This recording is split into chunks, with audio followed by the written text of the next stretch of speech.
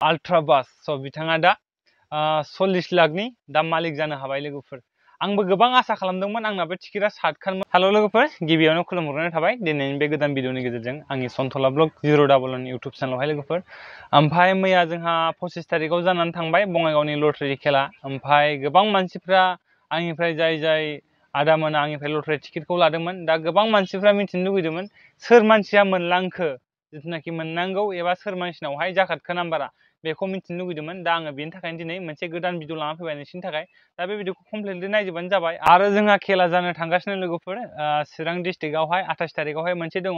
बेनि उनावहाय मेनि 3 तारिखआवहाय बङाइगावआव आरोबाव खेल मोनसे जानो थांगासिनो। आं दा लास्टआवहाय मोजाङै फोरमायगोन लोगोफोर। बेनि माखासे टिकेट बुकिं कन्टेक्ट नाम्बारखौहाय माबोरै मोनगोन, दा बे भिडिअखौ नायग्रोना लाबानो जाबाय। টিকেটটো ক'ৰ পৰা লৈছিল আপুনি? মই টিকেটটো লৈছোঁ শ্বহীদ বেদী, বঙাইগাঁও শ্বহীদ বেদীৰ পৰা লৈছিলোঁ, কাউণ্টাৰৰ পৰা। কাউণ্টাৰৰ পৰা লৈছিল। আপুনি কেইটা বুক লৈছিল? মই 25টা বই লৈছিলোঁ। আৰু এই ৰিজাল্টটো আপুনি কেতিয়া মিলাইছিল? মই ৰিজাল্টটো আজি ৰাতিপুৱাই মিলাইছোঁ।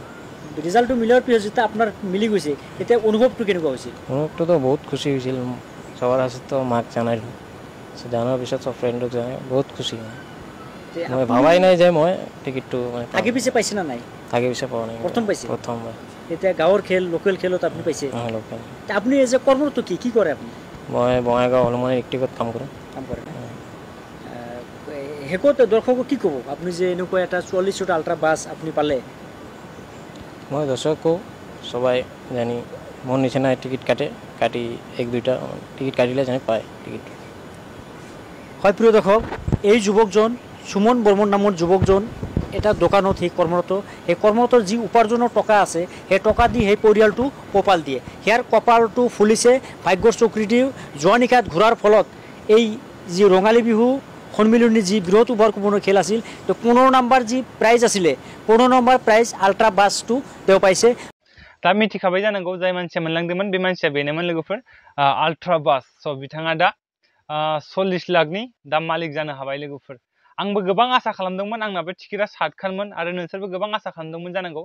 खिन्थु जोंनि आंनिफ्राय जाय टिकेट लादोंमोन, खिन्थु सासे आदाना एकदम नाम्बारा मिलायदोंमोन। लास्ट पइन्टआ खिन्थु बेना गड़बड़ जाबाय हा लोगोफोर, एसेयावनो दानस्लिंबाय। बेना माने 4 व्हीलर माने बलेनो माबाया जाखारदोंमोन हा लोगोफोर। ओमफ्राय लास्टनि नाम्बारा चेन्ज जाबाय आरोना लोगोफोर।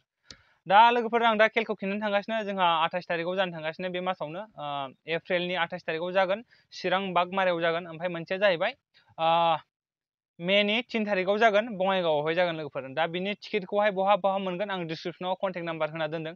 थांनानै नोंसोरो टिकेटखौहाय बुकिं खालामना लानो हागोन आरोना लोगोफोर। लोगोफोर दिनै बे भिडिअखौ बेयावनो दोनथ'नाय जासिगोन। भिडिअखौ नायनानै माबायदि नांखो कमेन्ट सेक्सनाव फोरमायहरबानो जाबाय लोगोफोर। आरो चेनेलखौ गोदान बेसेनखौ साबस्क्राइब खालामनो दाबाव। थेंक इउ लोगोफोर, गोजोन्थों।